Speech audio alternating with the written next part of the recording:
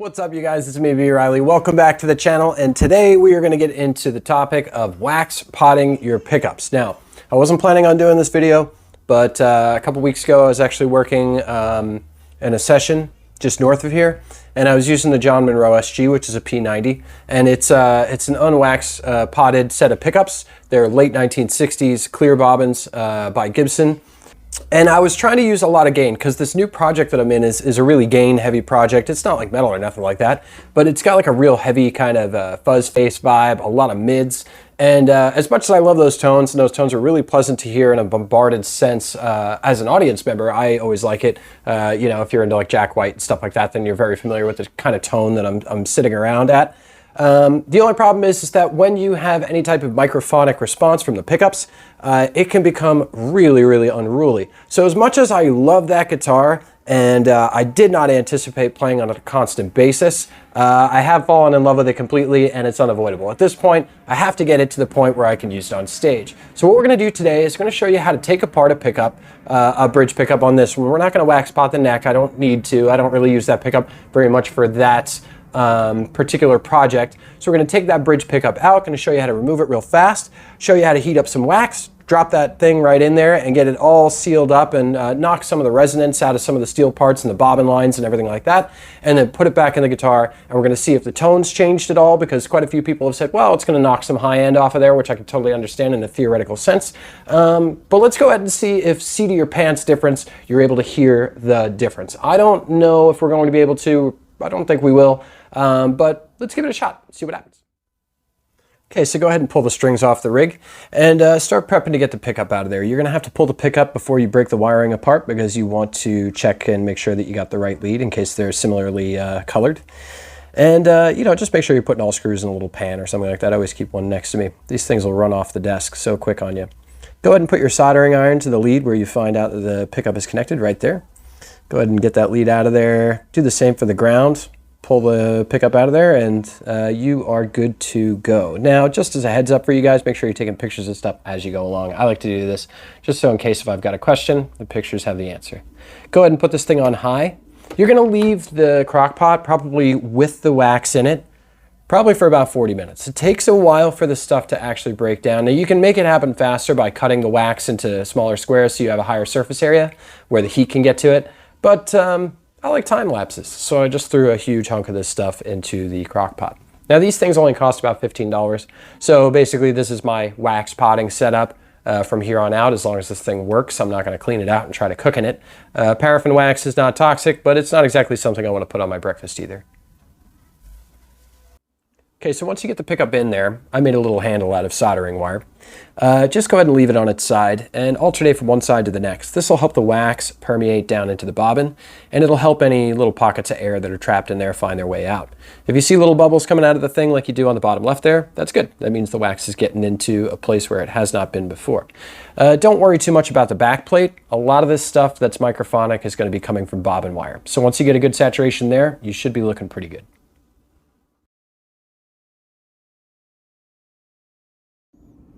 Okay, so we're taking a really close look now at the bobbin. Now, the cool thing about this bobbin is this is a late 1960s Gibson clear bobbin. When I had opened up the guitar the first time around, I'd never actually opened up a guitar that had one of these in there, and it kind of struck me a bit odd. But now that I've actually done some reading up on it, it kind of makes sense with the chronology of the John Monroe SG, that it was modified so early in the 1970s, almost immediately by its original owner, that a lot of factory parts are finding their way in, because Gibson was in the middle of so many different transitions that you just didn't have an aftermarket like that then. You couldn't go on eBay and get a facsimile part. You had to go to a dealer. So a lot of this stuff is pretty high quality. So while the dog ear on the John Monroe unfortunately has taken his leave, we have a pretty satisfactory pair of surrogates here with some clear bobbin late 60s Gibson fare. Now, the cool thing here is that because it's a clear bobbin, we actually get to look down and into it. What we see here is that before, when we looked at the pickup, everything looked like this. Basically, you know, kind of a dry hue. It's not saturated. There's no pressure there. It's not right up against it.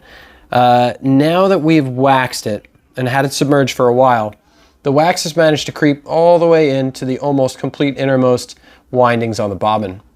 The reason that I'm satisfied with that is that we can already see right here that we had exposed bobbin wire with a huge gap around the tape, the pressure tape, on both sides, to such a degree that we actually have an air pocket here, and it's still monumentally better than it was. What that tells me is that the feedback that I might have been getting, that microphonic feedback, was probably bobbin wire on the absolute extreme outermost sides of this pickup.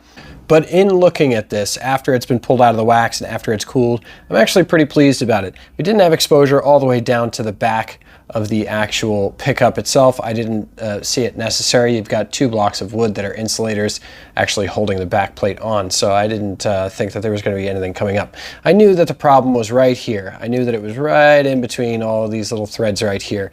And now that I can see that the wax is permeated almost completely towards the inside of the bobbin, and that we've got really good saturation here, and that I see uneven spots like this where you see a little bit more air and then a lot less, that tells me that these differentiations in tension would have created a space where that wire could have started bouncing around and giving me all that squealing through the amp. Now once you get yourself all set and you know, it looks like the wax is good and it's kicked off, then just go ahead and pop your cover back on and you're good to go, and nobody would know the wiser. Now once the pickup is all sorted and put back together, all you need to do at this point in time is just go ahead and reverse all the procedure that you did earlier on. Everything that you unsoldered, solder it again, put it back in there. But use this opportunity in this time the way that I do pretty frequently, or at least not frequently enough, to kind of double check your connections, check your grounds, especially when you have the ground going to the bridge. It can get stressed out if you're pulling on wires, and just kind of take a brief look around. It's a really great way to save yourself some time later on having to disassemble something because maybe you missed a wire.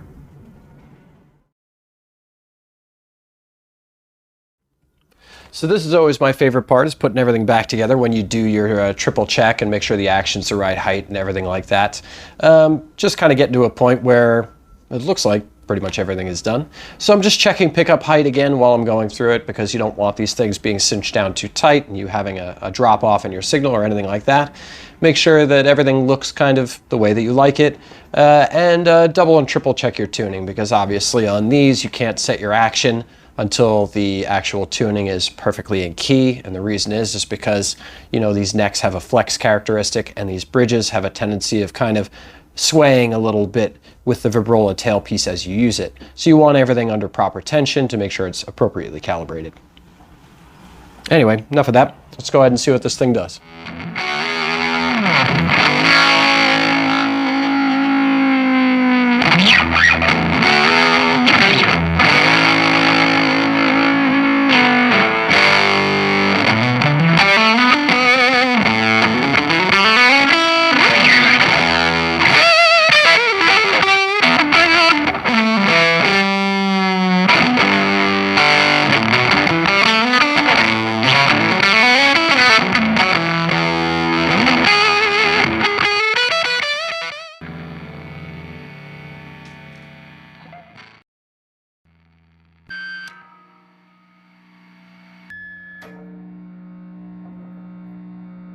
So you can hear right off the bat in those audio clips, both on a slightly cleaner turn and a little bit more muddied up, a little bit more blitzed, that we don't have a lot of tonal degradation. It's still got a lot of meat and potatoes behind it. Now I did notice a slight mid drop on the recording, but I didn't pick it up in front of the amp. I'm going to go ahead and chalk that up to, I've been distancing the mic off of the cone of the amp when we're recording of lately, and it might be knocking a little bit of those mids out of there, or I might have just bumped a knob. But if there is any difference in the tone, it's so minute that it really doesn't create a problem for me. And as a matter of fact, it actually sounds a little bit more compressed. So I'm actually totally okay with that development in the tonal spectrum. Now, as far as the squealing, managed to totally cut that out. So this is great. I mean, we got the tone exactly where I want it to be, and the squealing is effectively gone. Managed to reproduce the squealing at a slightly lower volume than I'm using in the session, so this way I don't totally, you know, terrorize my neighbors in my neighborhood.